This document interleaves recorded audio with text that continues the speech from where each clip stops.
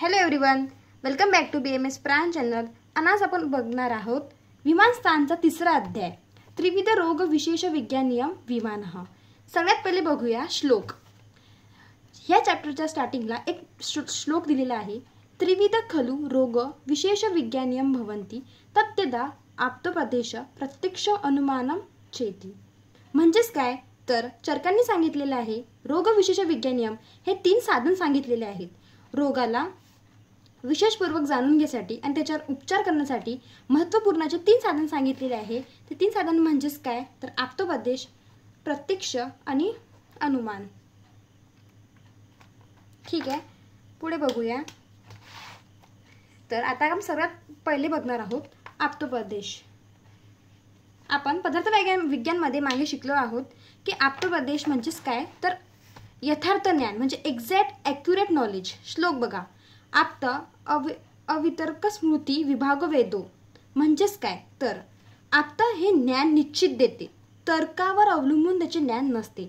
मतलब जो नॉलेज आहे ते खूप ॲक्युरेट आणि ॲक्युरी सोबत असते. असं कोणतं तर्क लावून आपल्याला त्याच्या ज्ञानची पूर्ती होत नाही. संपूर्ण ज्ञान प्राप्ती मिळते. ठीक आहे, न कोणासोबत आसक्ती, न कोणासोबत इच्छा द्वेष, न कोणासोबत आसक्ती, न कोणासोबत इच्छा द्वेष. याच्यावर ते आप्तोपदेश जे ज्ञान देते ते कोणाच्या इच्छा व कोणाच्या द्वेषावर अवलंबून नसतो. यथार्थ ज्ञान असतो, ॲक्युरेट नॉलेज असतो, संपूर्ण ज्ञान प्राप्ती होते आणि त्याच्यात काहीच कोणावरच काही तर्क लावायची गरज पडत नाही. अनुमानप्रमाणे समजला आप्तोपदेश. आता पुढे बघा. प्रत्यक्ष तू खलु तद्यता सर्वम इंद्रियम मनसा चोपल्य भयते. म्हणजेच काय तर प्रत्यक्ष प्रमाणमध्ये जे इंद्रिय आहे आपली इंद्रियांना आणि मनाद्वारे जे ज्ञानची प्राप्ती होते त्यालाच प्रत्यक्ष प्रमाण म्हटलेले आहेत. इंद्रियाकडून होणारे ज्ञान हे बाह्य प्रत्यक्ष व मनाकडून होणारे ज्ञान हे अभ्यंतर प्रत्यक्ष असे 2 टाईपचे प्रत्यक्ष सांगितलेले आहेत. तिसरा श्लोक. अनुमान खलु तर्को युक्तिपेक्षः. म्हणजेच काय तर अनुमान म्हणजे काय तर इन्फेरियन्स म्हणजे युक्ती सापेक्ष तर्काला अनुमान म्हणतात. आता कोणतेही एका आता मेन श्लोकमध्ये अनुमानमध्ये काय सांगितलेलं आहे न हि ज्ञान अव्ययाना कृत्यसेन नेह ज्ञानम. म्हणजेच काय तर कोणत्याही एका अंशाचे ज्ञान संपूर्ण विषय किंवा त्या ज्ञानची वस्तूंनी पूर्ण माहिती मिळत नाही. म्हणजेच फॉर एक्झाम्पल एखादा पर्टिक्युलर ऑर्गन आहे, तर त्या ऑर्गनची आपण आपल्या बॉडीमध्ये एखादा ऑर्गन घ्या लिव्हर, तर लिव्हरची काय आपण माहिती समजून घेत असेल तर म्हणजे याचा अर्थ हे नाही की आपल्याला संपूर्ण शरीराबद्दल माहिती मिळत असेल. म्हणूनच संपूर्ण शरीराची जाणीव असणं गरजेचं आहे. एका कोणत्या अंशावर अवलंबून ज्ञान प्राप्ती होत नसते. तसेच ज्ञान प्राप्तीसाठी मेन 3 परीक्षा सांगितलेले आहे. याला 2 टाईपचे सांगितले जसे की द्विविध आणि त्रिविध. द्विविध म्हणजे काय तर प्रत्यक्ष आणि अनुमान हे दोघं मिळून द्विविध. आणि तसंच आप्तोपदेश म्हणजे काय ॲक्युरेट व एक्झॅक्ट नॉलेज. जेव्हा हे 3 मिळतात तेव्हाच त्रिविध परीक्षा बनते. आता आपण बघूया आप्तोपदेशद्वारे ज्ञानविषय म्हणजेच काय तर आप्तोपदेश काय कशाबद्दल आपल्याला माहिती प्रोव्हाइड करून देते तर रोगाविषयी माहिती, लक्षणं, लक्षणं, स्थान, औषधींमध्ये प्रयुक्त गोष्टी अशाबद्दल. जसे की अगर आप्तोपदेश आहे तर आपल्याला काय काय सांगणार की व्याधी कसे होतात, व्याधीचे गंध रस रूप रस स्पर्श काय आहे, व्याधीचे संप्राप्ती काय आहे, व्याधीचे लक्षणं काय आहेत, या सर्वबद्दल जे ॲक्युरेट नॉलेज असते ते आपल्याला आप्तोपदेश करून देते. आता पुढे बघूया प्रत्यक्ष प्रमाण आपल्याला काय नॉलेज कशात महत्त्वपूर्ण आहे. प्रत्यक्ष एक परीक्षा म्हणजेच काय एक्झामिनेशन बाय परसेप्शन. ठीक आहे, प्रत्यक्ष जे घडते विषय जो घडते त्याच्यातून जे ज्ञान आपल्याला मिळते त्यालाच प्रत्यक्ष परीक्षा असे म्हणतात. जसे की प्रत्यक्ष परीक्षेमध्ये रोग परीक्षा करून रोगाचे रहस्य ओळखून त्यांचे रस ज्ञान सोडून सर्व इंद्रियाच्या रोगाच्या शरीरातील इंद्रियाची परीक्षा घेणे. मतलब आपल्याला महत्त्वपूर्ण 5 इंद्रिया सांगितलेल्या आहे. त्या 5 इंद्रिया थ्रू प्रत्यक्ष तिथं नॉलेज घेणं जसं की विचारून किंवा स्पर्श करून त्या प्रकारे. बट रसच परीक्षा ही त्याच्यातली एकमात्र इंद्रिय अशी आहे की त्याचे ज्ञान आपल्याला होत नाही, प्रत्यक्ष प्रमाणाने होत नाही. त्याला आपल्याला अनुमान करायला लागतो. कारण कसं आहे की आता एखादं एक्झाम्पल ऐका.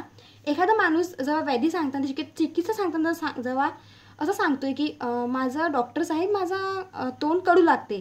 आता ते कडू लागते हे आपल्याला त्याला त्यांनी सांगितलं म्हणून कळालं तर तो एक अनुमान आहे.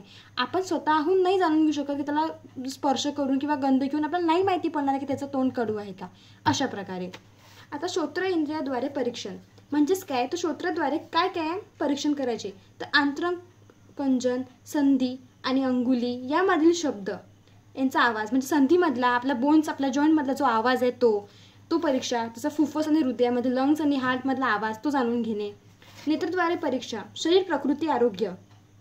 अगर प्रकृती आणि शरीर आपली त्याची हे त्याच्यावरून आपण जाणीव करू शकतो की आपलं आरोग्य आहे का. आपलं वर्ण आपली आरोग्य आकृती विकृती डोळ्यामध्ये दिसणारे इतर विषयावरून आपण जाणून म्हणजे फक्त बघून परीक्षा करू शकतो. आता रसपरीक्षा. रसपरीक्षा मी तुम्हाला सांगितलं आहे की हे आपण अनुमानाने करणार आहोत. त्या अनुमानाने कशी करायची त्याचे मेन 3 सांगितलेले आहे चरकांनी. तर तोंडातून विचारून त्याचे ज्ञान घ्यायला आपल्याला त्याचे जे ज्ञान आहे ते तोंडातून विचारून घ्यायचे म्हणजे ओरल क्वेश्चन्स करायचे त्यांना आणि ते जे आन्सर देतील त्याच्यावर आपल्याला माहिती पडेल. जसं की उवा आणि उवा आणि लीक हे शरीरापासून अगर दूर जात असेल तर आपण सांगू शकतो की इथे विकृत रस आहे.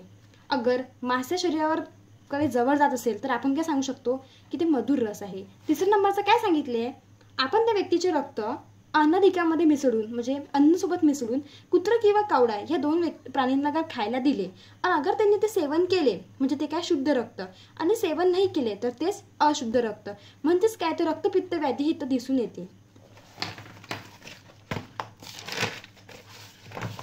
आता घ्राणेद्वारा परीक्षा कशी असते तर शरीरात असणारा जो गंध आहे तो अगर प्राकृत आहे की विकृत आहे हे आपल्याला कसं समजणार. स्मेल करून समजणार ना डेफिनेटली. अगर आपण स्मेल करतोय तर आपल्याला समजणार की तो गंध प्राकृतिक आहे किंवा विकृतिक आहे. आता स्पर्शन इंद्रियाद्वारे परीक्षा कशी असणार तर 2 टाईपची असणार. एक स्वाभाविक एक अस्वाभाविक. आणि ते कशी समजणार आपल्याला ती हाताच्या स्पर्शाने समजणार. आता आपण बघणार आहोत एक मोठा श्लोक दिला आहे चरकांनी. त्याच्यात आपण अनुमानाने कळणारे भाव म्हणजे फक्त अनुमान करून आपल्याला काय माहिती पडते व काय आपलं इन्फॉर्मेशन आपण कलेक्ट करू शकतो. जसे की खूप सारे दिलेले आहेत. सगळं पाठांतर करायची गरज नाही पण तुम्ही करू शकता. तर बघूया एक एक. जसं की अग्निजरण शक्ती परीक्षेयते. आता अग्नीची परीक्षा आपण कशी करणार तर जरण शक्ती म्हणजेच काय तर आपली पचन शक्ती किती चांगली आहे त्याच्यावरून आपण आपली अग्नीची परीक्षा करू शकतो. बल व्यायाम शक्यते. आता बलाची परीक्षा कशी असणार तर व्यायामावरून आपल्याला माहिती पडणार की आपल्या शरीरात किती बल आहे.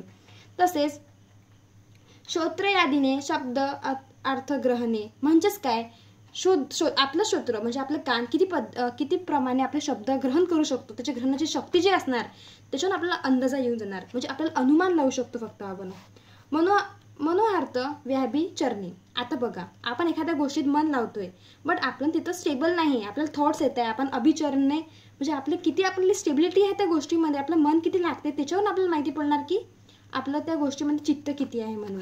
जसं की विज्ञान व्यवसायाने म्हणजेच काय विज्ञान आपण किती ज्ञान केलं हे आपले व्यवसाय म्हणजे आपण व्यवसायाने म्हणजे आपण किती चांगलं त्याच्यात करतोय आपली प्रोसिजर किती चांगली आहे प्रोसेस किती चांगली आहे त्याच्यावर आपण आपलं विज्ञान आपला किती आहे नॉलेज ते आपण सांगू शकतो. जसं की रजसंगेनः म्हणजेच आता रज जो गुण आहे तो आपल्या शरीरामध्ये किती उत्तम आहे हे आपल्याला माहिती पडेल की आपण किती वेळपर्यंत एकत्रित होऊ शकतो. याच्यात आपलं जे लेवल आहे ते किती मेंटेन राहते त्याच्यामध्ये आपला रजगुण आपल्या रजगुण जे आपल्या शरीरात आहे त्याच्याबद्दल आपल्याला माहिती मिळते. जसं की मोहम अविज्ञान म्हणजेच काय तर आपल्याला शरीरामध्ये मोह किती आहेत हे आपल्याला कळून येणार की आपल्या शरीरामध्ये अगर मोहाचं प्रमाण जास्त असलं म्हणजे तेवढंच व्यक्ती काय आहे अविज्ञान आहे त्याला तेवढं नॉलेज नाही आहे.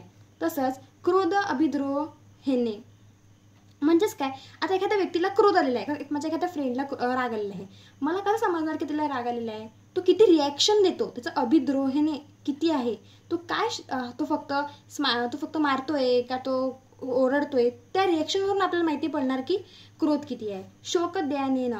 आता शोक म्हणजे जे शोकची जी भावना आहे ती कशी माहीत पडेल तो किती सॅड आहे त्याची लेवल काय आहे सॅड राहायची. तसेच हर्ष आमोदेने म्हणजे काय तो व्यक्ती किती खुश आहे तर उड्या मारतोय का की फक्त स्माइल करतोय त्या रिॲक्शनवरून माहिती पडेल की तो त्याचा हर्ष जे गुण आहे ते किती आहे.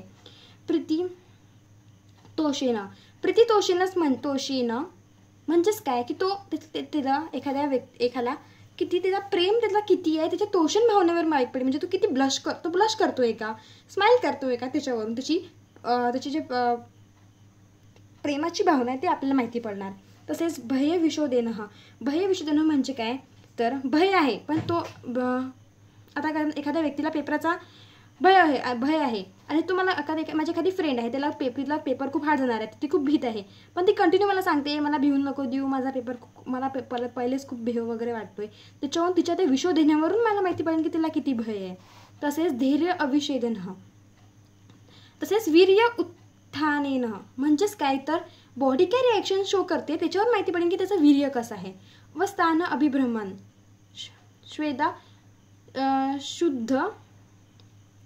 शुद्ध अभिप्रायन, म्हणजेच श्रद्धा अभिप्रायन, म्हणजेच काय की आता एखादी गोष्ट आहे, मी चूज केली की मला आज छोले भटुरे खायचे, म्हणजे माझी ती इच्छा आहे, म्हणजे ते इच्छा माझी किती स्ट्रॉंग आहे त्याच्या श्रद्धावरून माहिती पडते. म्हणजे श्रद्धा किती स्ट्रॉंग आहे त्याच्या इच्छावरून माहिती पडेल. समजलं. मेधा ग्रहणेम, म्हणजेच आता मी काही गोष्टी आठवण ठेवतीये तर ते मी माझी मेधा किती आहे त्याच्यात माझ्या ग्रहण करण्याच्या प्रक्रियेवर मला माहिती पडेल की माझी मेधा किती आहे. संज्ञा नामग्रहण, संज्ञा म्हणजेच काय तर नाऊन, एखाद्या व्यक्तीचं नाव मला माहिती पडते. तर फॉर एक्झाम्पल अटेंडन्स क्लासमध्ये आहे, टीचर अगर प्रतीक्षा किंवा प्रियाचं नाव घेतोय आणि ती हाव बोलते तर आपल्याला माहिती पडते की नामग्रहण प्रक्रिया म्हणजे तिथं उपलब्धी आहे, ती संज्ञा तिथं उपलब्धी आहे. स्मृतिस्मरण म्हणजे काय, एखादी गोष्ट आपल्याला किती आठवण राहते, एखादा प्रश्न विचारून अगर त्याला त्याचं उत्तर लगेच येत असेल म्हणजे ती स्मृतीची खूप छान आहे, त्याच्या प्रश्नाच्या उत्तरेवरून त्याच्या स्मरणवरून आपल्याला माहिती पडेल. हित्य अपत्रपणेन, म्हणजेच किती, म्हणजेच त्याचे हित्य म्हणजे त्याची लज्जा कशी आहे त्याच्या ह्या कपड्यावर, त्याच्या वस्त्रावरून त्याच्या माहिती पडेल की तो किती वस्त्र घालतोय. शीलम अनुशीलेन, म्हणजेच काय की त्याची शीलता आपल्याला माहिती पडेल त्याची अनुशीलतेनावरून, म्हणजे तो किती प्रॅक्टिस करतोय त्याच्यावरून त्याची शीलता माहिती पडेल. द्वेष प्रतिषेधनम, तसंच उपाधी अनुबंधनम, म्हणजे त्याची सक्सेस, उपाधी त्याची किती आहे त्याचे अनुबंधन, त्याची प्रॅक्टिसवरून माहिती पडेल की त्याची सक्सेस किती आहे.